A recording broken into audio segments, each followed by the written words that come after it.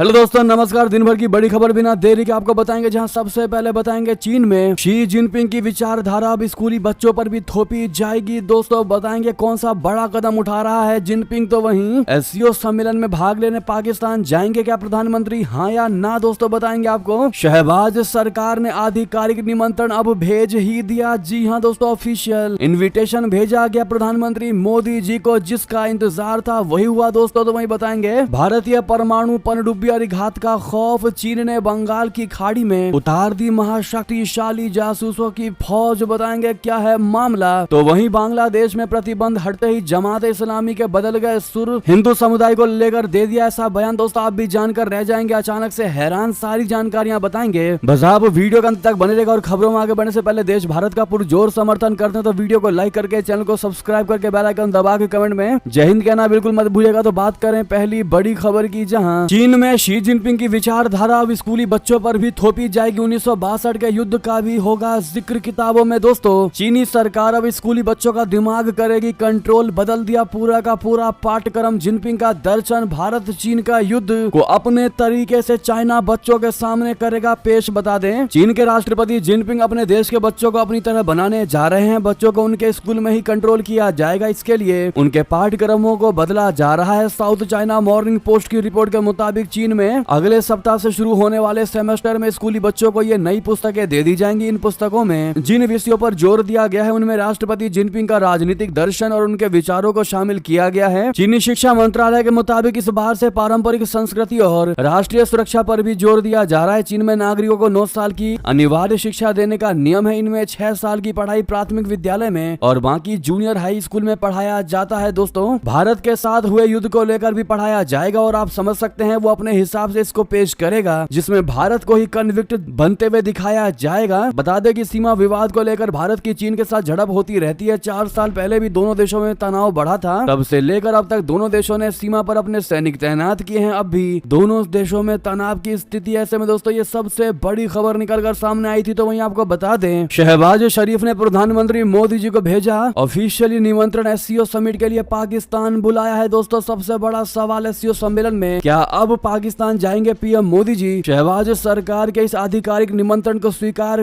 करेंगे या नहीं, आपको बता दें पाकिस्तान के प्रधानमंत्री शहबाज शरीफ ने भारत के प्रधानमंत्री नरेंद्र मोदी को अक्टूबर में इस्लामाबाद में होने वाली शंघाई सहयोग संगठन की बैठक में औपचारिक रूप से आमंत्रित किया है। पाकिस्तान के विदेश मंत्रालय के प्रवक्ता ने यह जानकारी दी। उन्होंने बताया कि पाकिस्तान ने प्रधानमंत्री मोदी को एससीओ के शासनाध्यक्षों के शिखर सम्मेलन में भाग लेने के लिए आमंत्रित किया है। डॉन समाचार पत्र की खबर के अनुसार साप्ताहिक संवाददाता सम्मेलन के दौरान विदेश मंत्रालय की प्रवक्ता मुमताज जहरा बलूच ने कहा है कि 15 से 16 अक्टूबर को होने वाले शिखर सम्मेलन में भाग लेने के लिए शासनाध्यक्षों को निमंत्रण भेजे गए हैं। खबर में बलूच के हवाले से बताया गया है कि भारत के प्रधानमंत्री नरेंद्र मोदी को भी निमंत्रण भेजा गया है। दोस्तों पाकिस्तान और भारत के बीच तनावपूर्ण संबंधों का एक लंबा इतिहास रहा है, जिसका मुख्य कारण कश्मीर मुद्दा और पाकिस्तान की तरफ से होने वाला सीमा पार आतंकवाद है। भारत हमेशा से कहता रहा है कि पाकिस्तान के साथ समान पड़ोसी की तरह संबंध चाहता है, लेकिन इस तरह के संबंध के लिए आतंक और शत्रुता से मुक्त वातावरण बनाने की जिम्मेदारी पाकिस्तान की है। एससीओ शिखर सम्मेलन से पहले मंत्री स्तरीय वार्ता और वरिष्ठ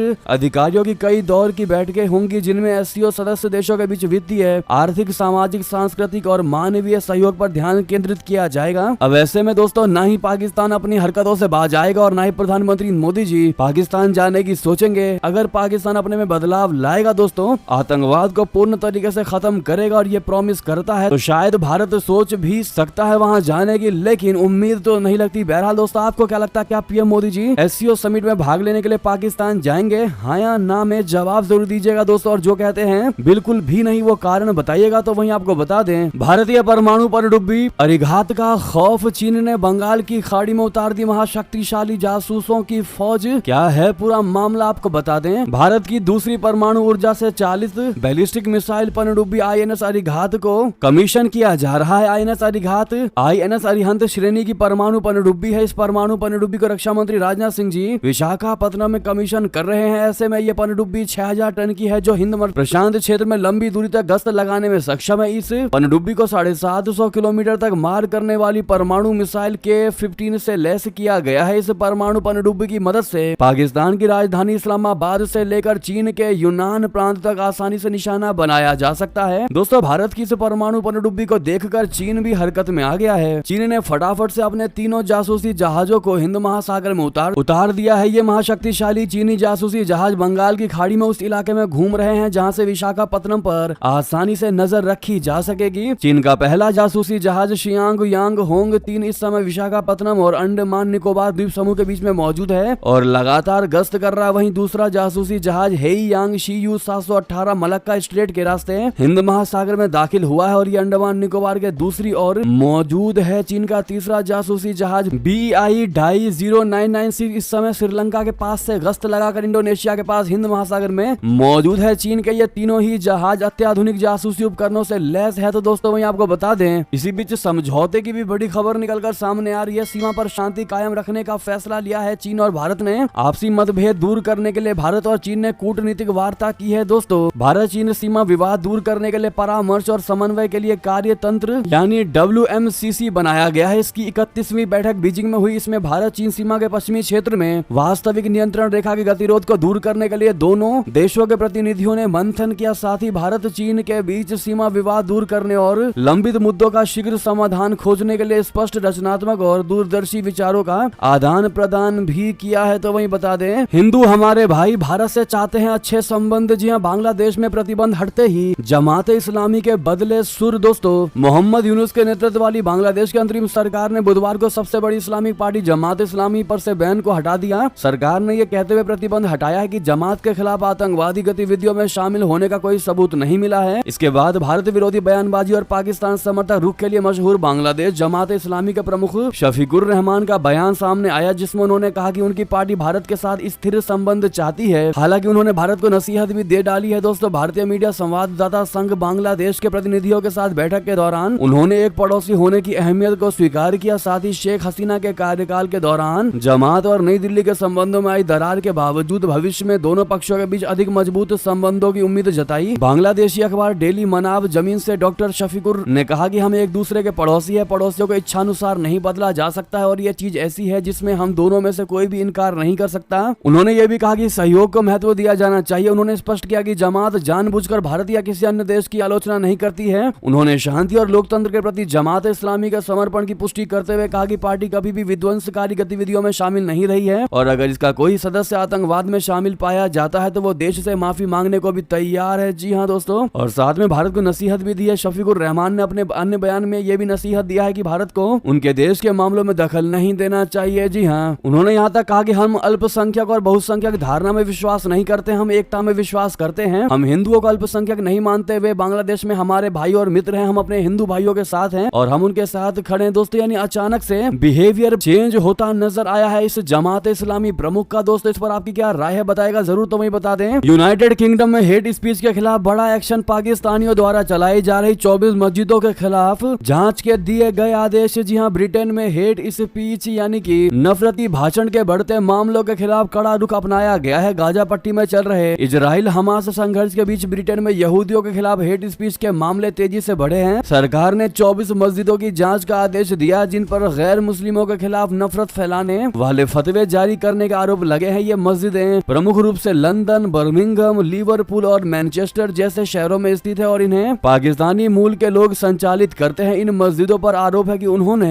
इजराइल और यहूदियों के खिलाफ नफरत फैलाने वाले भाषणों का आयोजन किया और आतंकी संगठन हमास का समर्थन किया। जी हां, ब्रिटेन की सरकार ने इन मस्जिदों की फंडिंग और गतिविधियों की जांच के आदेश दिए हैं। चैरिटी आयोग जो धर्मार्थ संगठनों की निगरानी करता है, इस जांच की अगुवाई कर रहा है। आयोग की प्रमुख हेलेन स्टीफेंसन ने कहा है कि वे भी ये भी विचार कर रहे हैं कि क्या इन मस्जिदों से उनका धर्मार्थ दर्जा छीन लिया जाए। तो वहीं आपको बता दें, अमेरिका से दोस्ती बढ़ाना चाहता है चाइना। जिनपिंग ने यूएस के एनएसए से की मुलाकात। जी हां, अमेरिका और चीन के बीच तनावपूर्ण संबंधों में सुधार की उम्मीद जगी है। चीन के राष्ट्रपति जिनपिंग ने गुरुवार को अमेरिकी राष्ट्रीय सुरक्षा सलाहकार जैक सुलिवन से मुलाकात की। ये मुलाकात दोनों देशों के बीच संवाद को फिर से स्थापित करने की दिशा में एक बड़ा कदम माना जा रहा है। राष्ट्रपति शी जिनपिंग ने कहा कि दोनों देशों ने हालात के साथ साथ अमेरिका चीन संबंधों में भी व्यापक बदलाव आ चुके हैं, लेकिन बीजिंग के द्विपक्षीय संबंधों को स्थायी और मजबूत करने के लक्ष्य में कोई बदलाव नहीं आया है। जैक सुलिवन ने चीन के विदेश मंत्री वांग ई और सेंट्रल मिलिट्री कमीशन के उपाध्यक्ष से मुलाकात की, जिसमें दोनों पक्षों ने संबंधों को और मजबूत करने का संकल्प जताया। हालांकि दोनों देशों के बीच कुछ गंभीर मतभेद बने हुए हैं, खासकर ताइवान और दक्षिण चीन सागर के मुद्दों पर। जी जी हाँ। अब ऐसे में दोस्तों तनाव के बीच संवाद की जो ये कोशिश की गई है अमेरिकी एनएसए का चीन दौरे को लेकर, क्या लगता है दोस्तों आपको, इसके क्या मायने हो सकते हैं? क्या वाकई में चीन और पाकिस्तान के बीच जमी बर्फ पिघलेगी दोस्तों? हाँ या ना में जवाब देना मत भूलिएगा। तो वहीं आपको बता दें, संयुक्त राष्ट्र में सुधारों के लिए शुरू हुई नई जंग, पाकिस्तान ने भारत के खिलाफ चल दी नई चाल, जिनपिंग का भी मिला साथ। जी हाँ, दूसरे विश्व युद्ध के बाद से ही दुनिया में बहुत बदलाव हो गया है। अब दुनिया बहुध्रुवीय विश्व की ओर बढ़ चुकी है। इसके बाद भी विश्व के सबसे शक्तिशाली संगठन संयुक्त राष्ट्र सुरक्षा परिषद में सुधारों को लेकर कोई ठोस पहल नहीं हुई। अब भारत समेत G4 देशों की लगातार मांग के बाद इस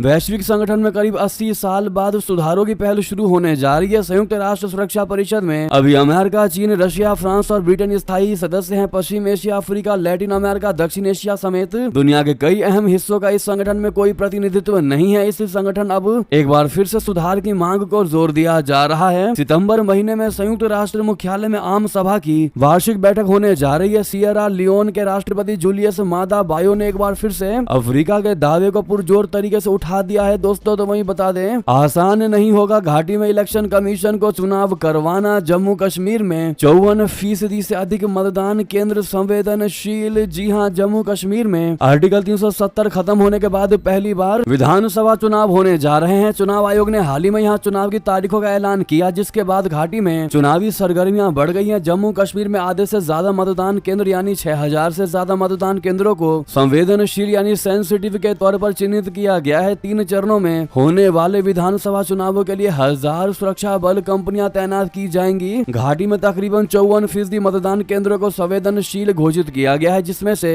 अधिकतर पोलिंग स्टेशन पर पहले चरण में मतदान होना है। सबसे अधिक संवेदनशील मतदान केंद्र दक्षिण कश्मीर में है, जहां हाल ही में उग्रवादी गतिविधियां और आतंकवाद विरोधी अभियान बढ़े हैं। दोस्तों वहीं आपको बता दें बड़ी खबर, अमेरिका के पूर्व एनएसए का बड़ा दावा, कहा चीन की आक्रामकता से भारत सरकार की अमेरिका से बड़ी है करीबी। जी हाँ, अमेरिका के पूर्व राष्ट्रीय सुरक्षा सलाहकार लेफ्टिनेंट जनरल HR मैकमास्टर ने अपनी नई किताब में दावा किया है कि प्रधानमंत्री नरेंद्र मोदी के नेतृत्व वाली भारत सरकार मुख्य रूप से चीनी आक्रामकता के कारण अमेरिका के साथ अभूतपूर्व सहयोग करने की इच्छुक है, लेकिन साथ ही वो फंसने और त्यागे जाने को लेकर भी भयभीत है। यानी कि दोस्तों इस पूर्व एनएसए का कहना है कि चीन की आक्रामकता की वजह से ही भारत के साथ, भारत सरकार के साथ अमेरिका की करीबी बढ़ी है। दोस्तों वहीं आपको बता दें, यूक्रेन में क्रैश हुआ $30 मिलियन का अमेरिकी F-16 फाइटर जेट हादसे में पायलट की हुई मौत। जी हाँ, अमेरिका में बना F-16 लड़ाकू विमान बीते सोमवार को दुर्घटनाग्रस्त हो गया, जिसमें एक टॉप यूक्रेनी पायलट की मौत हो गई। ये विमान लंबे समय से इंतजार के कुछ सप्ताह बाद ही देश में पहुंचा था। इस बात की जानकारी यूक्रेनी सैन्य सूत्र ने CNN को दी है। सूत्र ने बताया कि यूक्रेनी रक्षा बलों का मानना है कि इस घटना के पीछे पायलट की गलती नहीं थी। पायलट ओलेक्सी मेस, जिन्हें मुनफिश के नाम से भी जाना जाता था, यूक्रेन के खिलाफ रूस के अब तक के सबसे बड़े हवाई हमले को विफल करते समय दुर्घटना में मारे गए। उन्होंने बताया कि पायलट को गुरुवार को दफना दिया गया। दुर्घटना की जांच की जा रही है और जांच में हिस्सा लेने के लिए अंतर्राष्ट्रीय विशेषज्ञों को बुलाया जाएगा। दोस्तों वहीं बता दें, यूनाइटेड अरब अमीरात ने यानी UAE ने रद्द कर दी फ्रांस के साथ 80 राफेल खरीदने की डील। वजह जानकर आप भी रह जाएंगे दंग। दरअसल यूनाइटेड अरब अमीरात ने फ्रांस के साथ 80 राफेल खरीदने की $20 बिलियन की डील रद्द कर दी है। UAE का ये फैसला टेलीग्राम CEO और फाउंडर पावेल ड्यूरोव की फ्रांस प्रशासन द्वारा गिरफ्तारी के बाद आया है। पावेल धुरोव के जमानत पर रिहा होने के बावजूद UAE और फ्रांस के बीच रिश्तों में तनाव आ गया है। पावेल धुरोव के पास अन्य देशों के अलावा UAE की भी नागरिकता है। उन्हें अजरबैजान से लौटते वक्त शनिवार को पेरिस एयरपोर्ट पर गिरफ्तार किया गया था। फ्रांसीसी अधिकारियों ने ये गिरफ्तारी कथित तौर पर टेलीग्राम प्लेटफॉर्म पर वित्तीय अपराध, साइबर क्राइम, ड्रग्स की तस्करी और बच्चों के शोषण के आरोपों को लेकर की थी। तो वहीं बता दें, भारत ने ऊर्जा परियोजनाओं के लिए श्रीलंका को सहायता राशि का पहला भुगतान सौंप दिया। जी हां, श्रीलंका में भारतीय उच्चायुक्त संतोष झा ने उत्तरी जाफना के पास 3 श्रीलंकाई द्वीपों पर हाइब्रिड बिजली परियोजनाओं के लिए पहला भुगतान बृहस्पतिवार को सौंपा, जिन्हें 1.1 करोड़ यानी 1 करोड़ 10 लाख अमेरिकी डॉलर की भारतीय अनुदान सहायता के तहत क्रियान्वित